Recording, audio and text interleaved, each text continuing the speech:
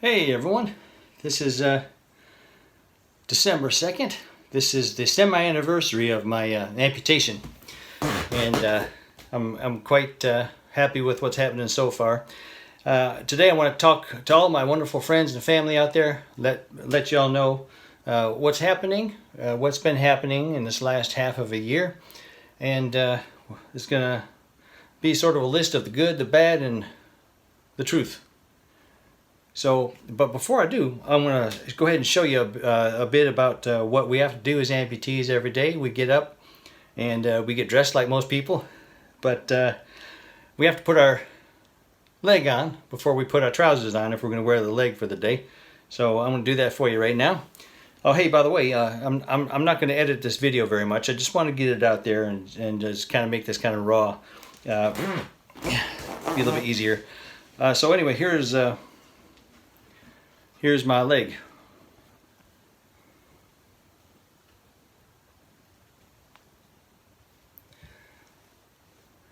It's got my matching slipper on. Did you notice that? Hey, there's my real leg. And of course you can put anything on there. I won't show you a foot. I might put a picture up here and show you what all the parts look like when it's disassembled. But this part here, this is carbon fiber, and it's called the socket. The socket is where you put Mr. Stubby into. Mr. Stubby is named after a World War I dog that was a real hero, and I thought it was an appropriate name. This leg here has this valve system. Okay, that valve keeps some suction built up in the socket, and that helps the leg from falling off. It's pretty handy. And now another thing that keeps the leg from falling off is the rings here on this. This here is called a liner. Okay, and that liner has those rings that are also rubber, so kind of helps the leg from falling off by establishing some more suction here in the socket. Good stuff. Under the socket, it's got the most important thing here, and that's the knee. Now the knee doesn't look like a normal knee. It's kind of a lot longer, and it's a lot tougher anyway than mine was. So here's called this particular knee is called the Sgt X3. So there it is. You can see it here. There's the back. There's the hydraulics in it, and I'm kind of bending it now. Now this knee knows when I'm leaning forward or not leaning forward, moving in step and everything, and kind of helps me stay stabilized. If I'm going down a hill, and I walk right, that's the tough part. If I'm going downhill, it knows to create some resistance so that I don't fall.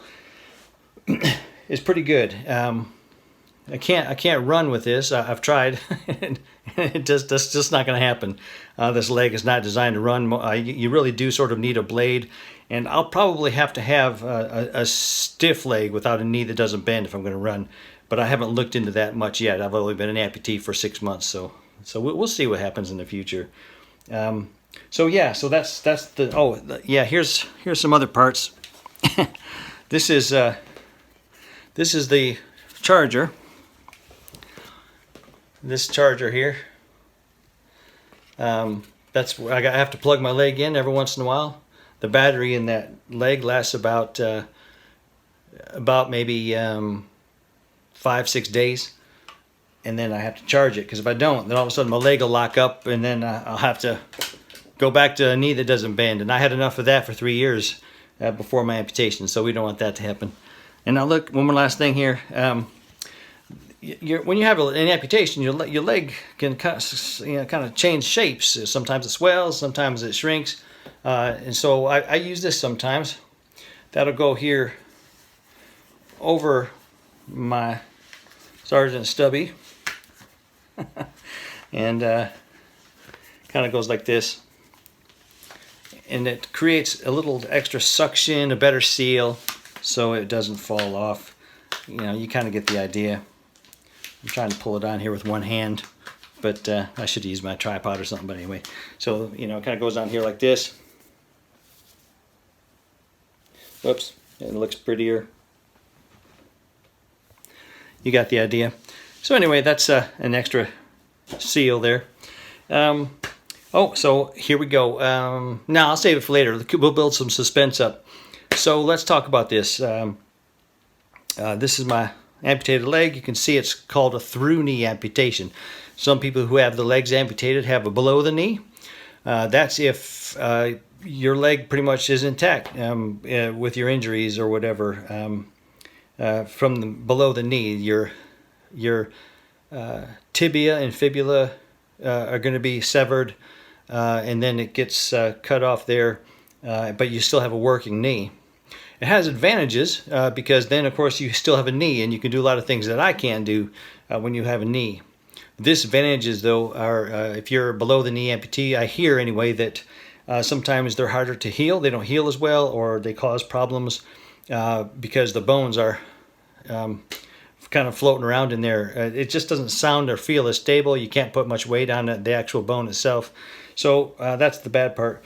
And above the knee, is, of course, as it sounds, you know, your leg gets cut off above your knee joint. Now the disadvantage of that is it burns a lot more of your own energy to walk with that above the knee amputation, and so people can get worn out really fast and feel a lot of fatigue, and that can be the bad part. But the good part of being an above the knee amputee is you can bear a lot more weight on that because it's your femur, and if your surgeon does it right, they can shape that bone to take some good weight and make it feel fairly comfortable. And then there's the weird ones like us. I'm a through knee amputee. Now, if you remember from before my story, my leg was fused anyway. It was fused at the knee because they couldn't repair the knee. The damage was too extensive to the knee in the accident, and there was no way they could repair the knee. So the best way to save my leg was to fuse it. But they did that by using this big frame. They squeezed the bones together. That's the tibia and the femur, and they squished the bones together until they actually became one bone. That's part of the reason I actually did this amputation, because that turned out to be just horrible. To have a leg that didn't bend, sitting in backseat of a car was impossible. You couldn't sit on a plane comfortably. You just name it. It just was just bad all around. My leg always stuck out in the open and tripped people up, and it was just terrible. So this through knee amputation is what I had, and they took the bone in the surgery and they cut right through where that fusion happened, and then shaped the bone to be a good sort of place to bear all my weight. That turned out pretty well. So what's good? What happened that's good? So you saw some video right after rehab. I made some video, talked about all the drills I went through, my learning how to walk from scratch. It was the first time that I walked in 3 years. It went really well. I'm ahead of schedule in most of my capabilities, and that really feels good. I've been working really hard, and the physical challenge of rehabilitating was actually quite enjoyable to me, because that's just me. I like that kind of stuff. So the rehab went well. I came home. We moved house, so I'd have a house that was more suitable for someone who had to use a wheelchair. And this is the house I live in now. But I got home, despite COVID and everything else, and this was sort of August time. And I kind of went downhill from there. But let me stick with the good stuff first. Keep it sweet. So the good stuff. What's good about being an amputee that I'm finding so far? Well, the good thing that I found so far is my mobility is better already. It's better than it was before my amputation. It's great. I can walk around better. I can go upstairs better, go downstairs better. I can sit better. I can kneel. That's something I just really wanted to be able to do, both so that I could pray, but also so that I could do some stuff around the house. You know, if I had to hook up the washing machine or something, I can kneel and do that. Whereas before I couldn't, and that got really hard to do anything. It was really terrible. So the mobility isn't better. I don't have any more infections, and that was a big problem too before my amputation.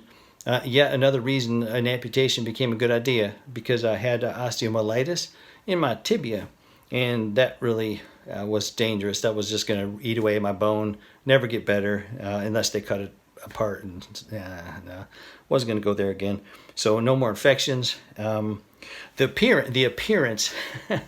Now it's funny, but I think it looks better. My leg being gone and having this prosthetic looks better than the leg they cut off. Because, in the words of a friend of mine, it's a manky leg. It was manky, and it was just great to see that go, and that was okay. Stamina is another good plus. My stamina also is better like this. I can walk further than I would have ever dreamed I could walk before the amputation. When I had that terrible fused knee and bent up leg, I couldn't put any weight on it because it hurt too much, and I couldn't stand at all. That's another nice positive. I could stand now for a lot longer than I could have stood with my old leg. Another thing, though, my last thing that's good about being an amputee is just knowing that this is kind of where we're at. For the 3 years that I tried to save my leg, it was always what's happening next. We had to ask always, what's going on? Where's it going to end up? Is it going to get better than this? Is it not going to get better than this? Is it going to get infected again? We kind of have a real solid idea of what's going on. I'm not saying that nothing can go wrong again, but it's just kind of more of a sure thing than it used to be. So that's the good stuff. What's the bad stuff? I wrote some things down here. Bad stuff about being an amputee and how it's affected me. I think for a lot of it, it's the pain. I had pain anyway. My right leg burned down at the bottom of my shin because that's where the bone came through, and it caused a lot of nerve damage, and so that caused some pain. So I didn't have this amputation to stop pain. I just wanted more mobility. So it's a good thing I didn't have it to stop pain, because it actually got worse after my amputation. The pain was horrendous. The worst pain I'd felt since the accident. It wasn't good. So the pain was crummy, and it's taken a few months to start getting better, and it's getting better. But actually, even right now, I can feel my toe on my right foot, which is actually gone. My non-toe. See that? It's right about kind of here. There's my toe. And it hurts. Feels like it's kind of getting squished under my foot and twisted, and it hurts a bit down there. And then I have an overall burning at the end of the stump. Some people prefer to say residual limb. Sgt Stubby. Anyway, it hurts down there sometimes. The phantom limb pain, and then of course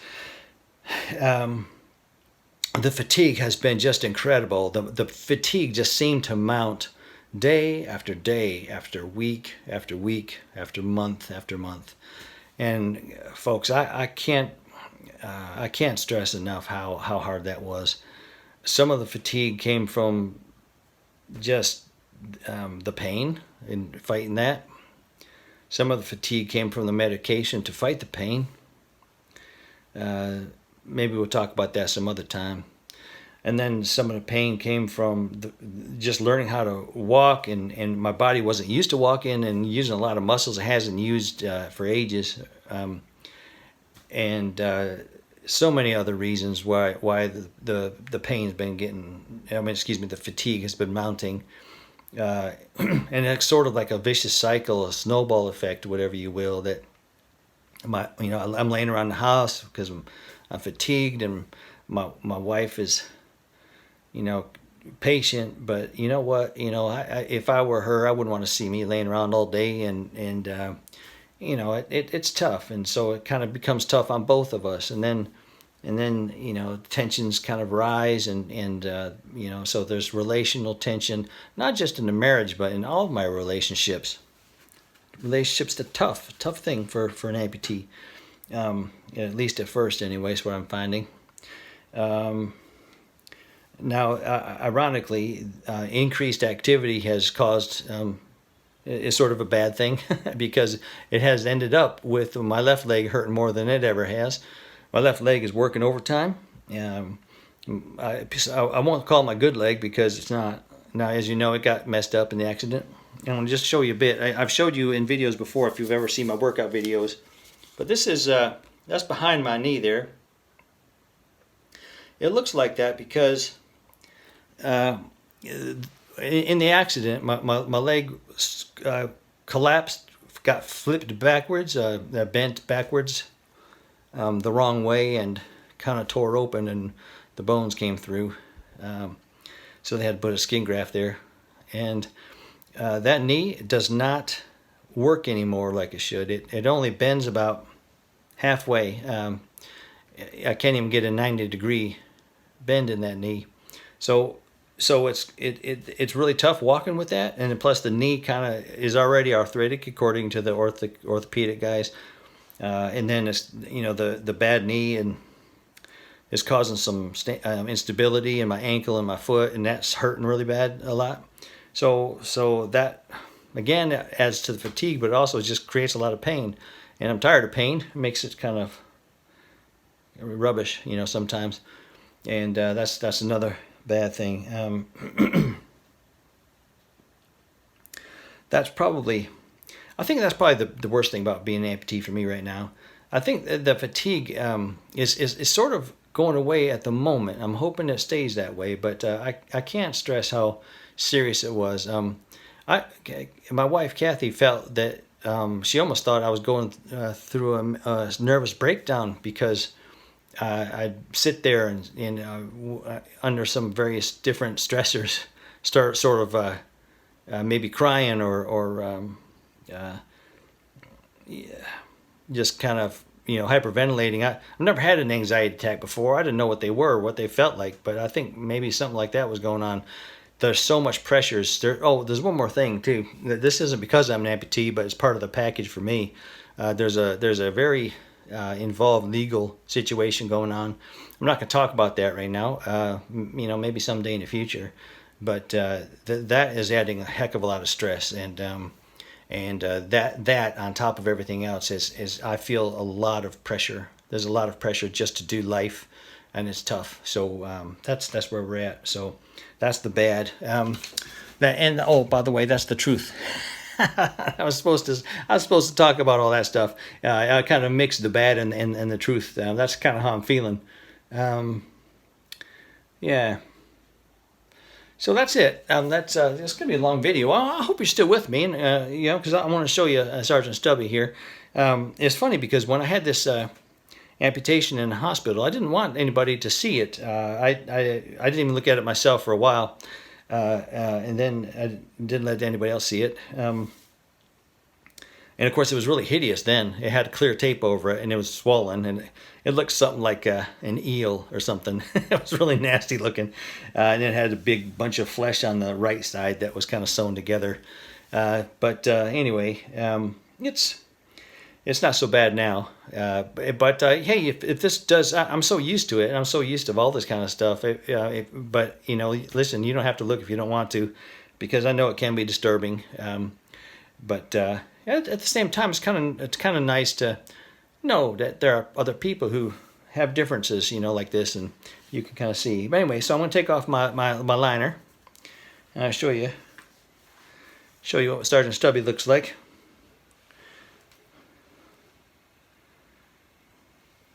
There you go. So I'm going to get at the best angle here I can. That's from the top. Get you from the side here. And this is extra flesh. And they wanted to keep that there just in case there were issues, because the skin there's danger of it being overstressed and stretched too much and creating some damage. So they do something with it. There's the front.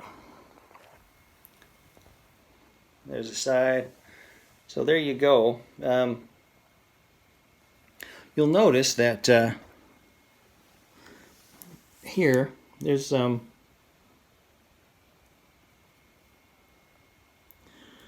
this is the old scars. This is where the bone came through with the femur. When the bone broke at the femur, this part of my femur was fixed. That wouldn't have happened if I had my leg amputated right away. So it was really good that I tried to save the whole thing, because I saved that part of my leg, made it a through knee, gave me a lot more leverage to walk with. But hey, listen, man, this is a 21-minute video. This is probably the longest one I've ever done. I like to keep them short because I know people's attention span can kind of drift. So, friends, family, if you're still with me, thanks for watching. I'm going to say what all YouTubers say, and that is subscribe if you want to keep posted with what's going on. I'm going to be climbing some hills next year. I don't know how big yet, but I will be climbing some hills, Lord willing. And if you're going through anything, I always want to encourage you. You know, life can be tough sometimes. Of course it can. But God is always good. He is always good. And our battles, our struggles are not the physical things. The battles are in the heart. And let's keep our hearts focused on Christ. Because everything that happens down here is temporary. But we're going to be with Him eternally. So that's always something to be happy about. See you folks later.